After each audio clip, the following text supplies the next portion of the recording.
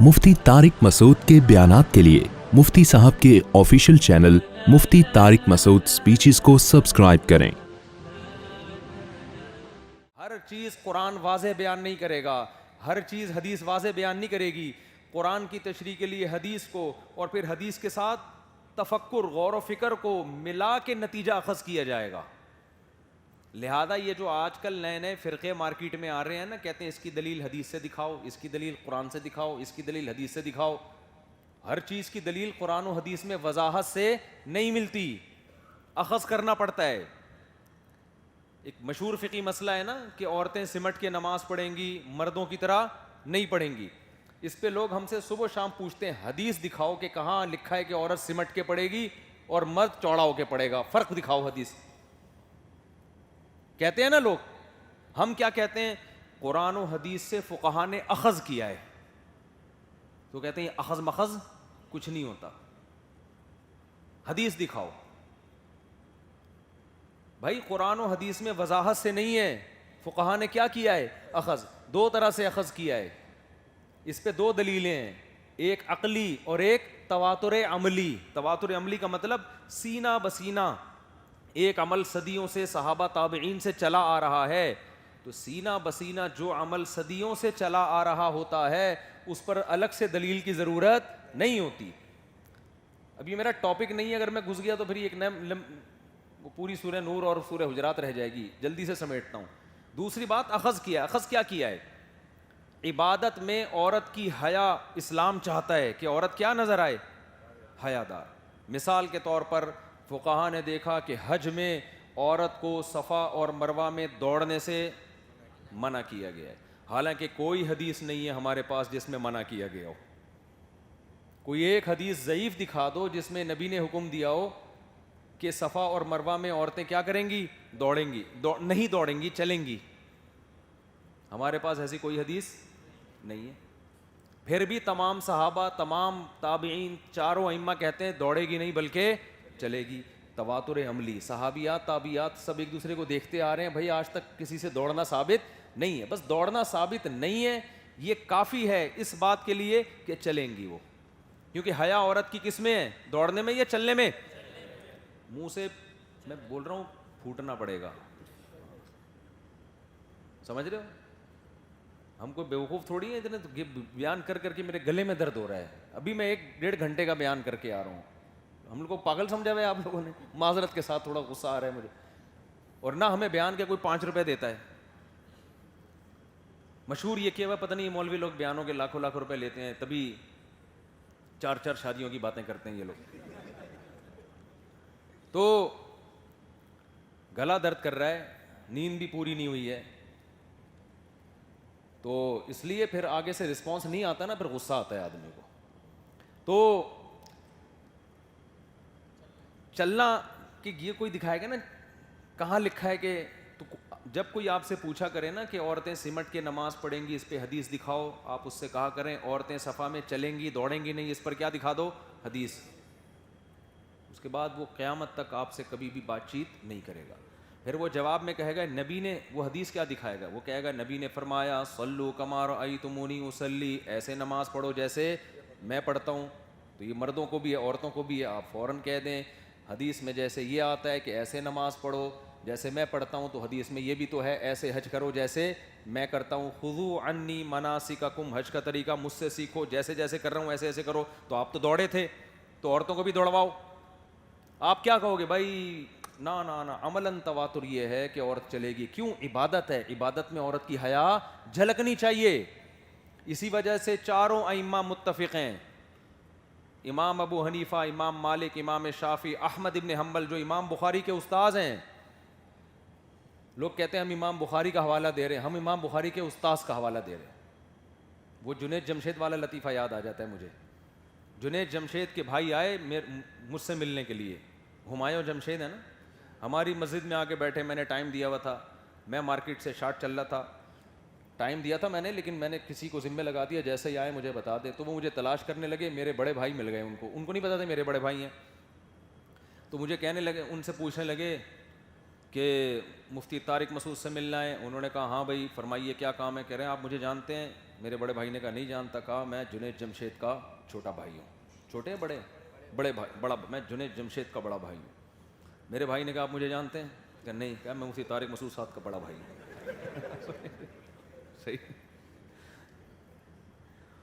تو جب کوئی آپ کے سامنے بھرم, وہ تو بیچارے ویسے ہی کہہ رہے تھے لیکن میں سمجھانے کے لیے, جب کوئی بھرم دے نا کہ میں ایس ایچ او ہوں تو آپ بولو میں ایس ایچ او کا باپ ہوں. اب وہ بھرم میں آئے گا.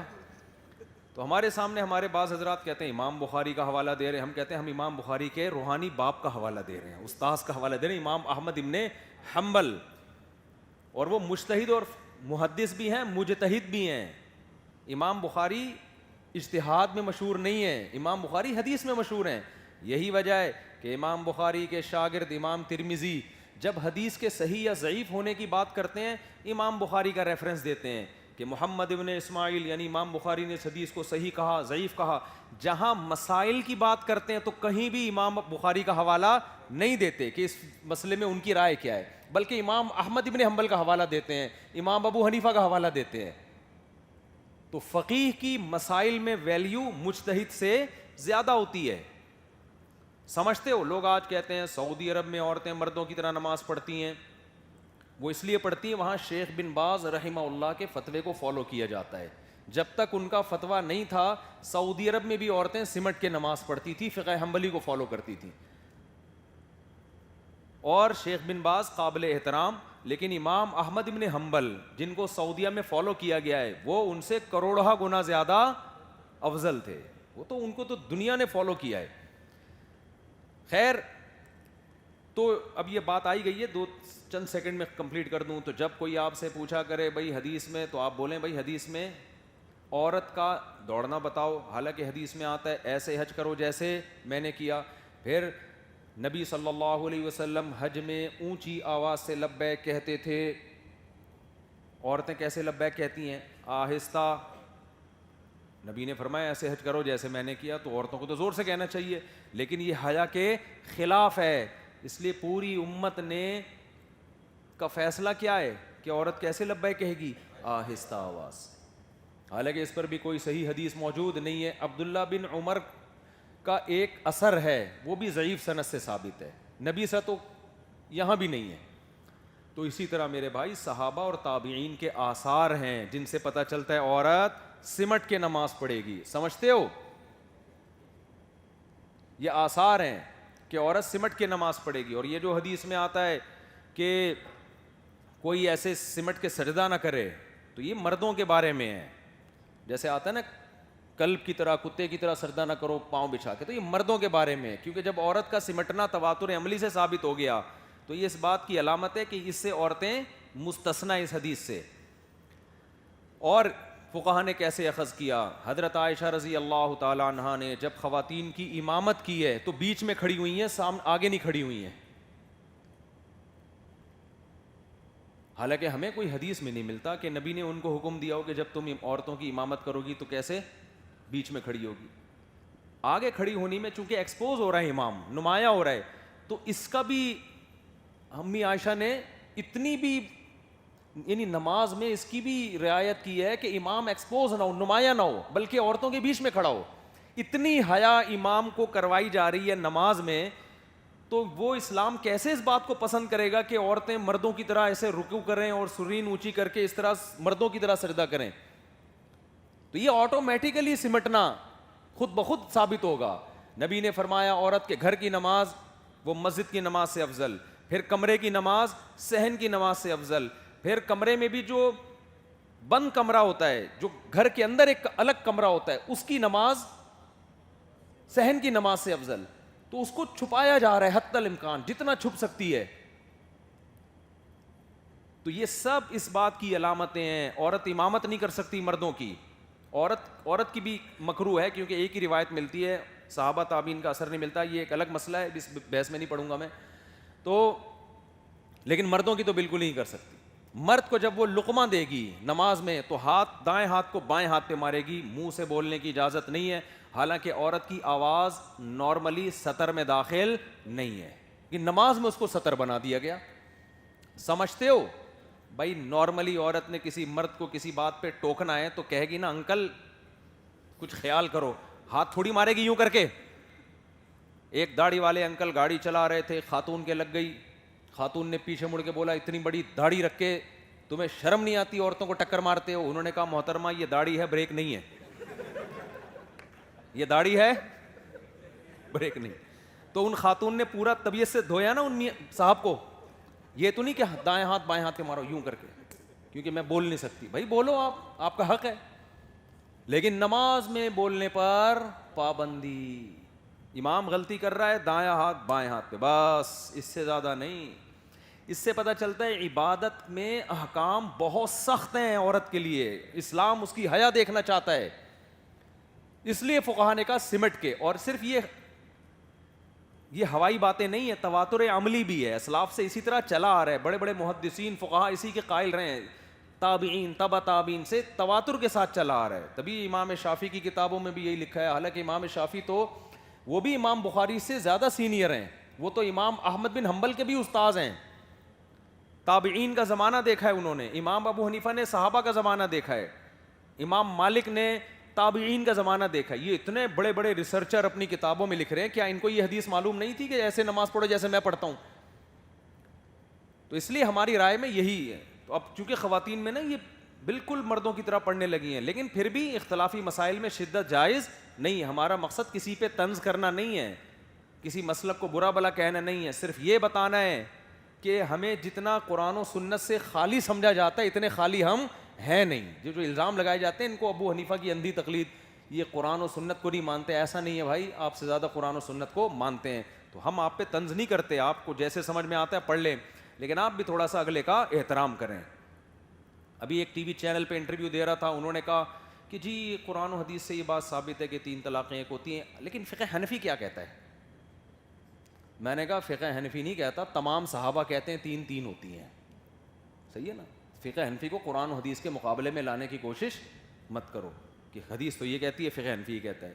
میں نے کہا تمام صحابہ وہی کہتے ہیں جو, اور تمام صحابہ یہ کہتے ہیں 3 ہوتی ہیں. اسی وجہ سے فقہ حنفی بھی یہ کہتا ہے کہ 3 ہوتی ہیں. اسی وجہ سے فقہ شافعی بھی یہ کہتا ہے کہ 3 ہوتی ہیں. اسی وجہ سے فقہ مالکی بھی یہ کہتا ہے 3 ہوتی ہیں. اسی وجہ سے فقہ حنبلی بھی یہ کہتا ہے کہ 3 کتنی ہوتی ہیں؟ 3 ہوتی ہیں. تو لفاظوں کا کھیل ہے آج کل مارکیٹ میں نا, صحیح ہے نا, اسی پہ فرقے بن رہے ہیں, اسی پہ لوگ گمراہ ہو رہے ہیں. تو خیر کیا بات چل رہی تھی, کہاں سے کہاں نکل لیے ہم. اچھا اب آخری بات بس اس ٹاپک کو کمپلیٹ کر کے, اب لوگ ہم سے پوچھتے ہیں کہ ٹھیک ہے مان لیا عورت سمٹ کے نماز پڑھے گی, تو یہ بتاؤ یہ کون سی حدیث میں کہ مرد یہاں ہاتھ باندھے گا, عورت یہاں ہاتھ باندھے گی؟ یہ کون سی حدیث میں عورت رکوع میں دونوں پاؤں ملا لے گی اور سردے میں پاؤں بچھا لے گی اور سرین پہ بیٹھے گی؟ یہ کہاں لکھا ہوا ہے؟ جب سمٹنا ثابت ہو گیا تو اس کی کیفیات حدیث میں منقول نہیں ہے. تو اب سمٹنا جب ایک دفعہ ثابت ہو گیا دلائل سے, تو اس کی کیفیات میں آپ, وہ تو پھر عقل سے فیصلہ ہوگا نا بھائی. جس طرح زیادہ سمٹی ہوئی نظر آ رہی ہے اس طرح سمٹ جائے بس. تو ہم نے کہا کہ یہاں ہاتھ باندھنے میں سمٹنا زیادہ ہے بنسبت یہاں ہاتھ باندھ لے. رکوع میں کمر کو سیدھی کرنے میں سمٹنا نہیں ہے, تھوڑا سا جھکنے میں سمٹنا ہے. سردے میں اپنے آپ کو بچھا لینے میں سمٹنے کا عمل ہے. تو اب ہم آپ سے مطالبہ کرتے ہیں کہ اگر اس کو سمٹنا نہیں کہتے تو آپ قرآن و حدیث کی روشنی میں سمٹنے کی کوئی اور کیفیات بتا لیں, ہم اس پہ فتویٰ دے دیں گے. سمجھتے ہو؟ تو کھوپڑی میں بات بیٹھ گئی ہے کہ نہیں بیٹھ گئی ہے؟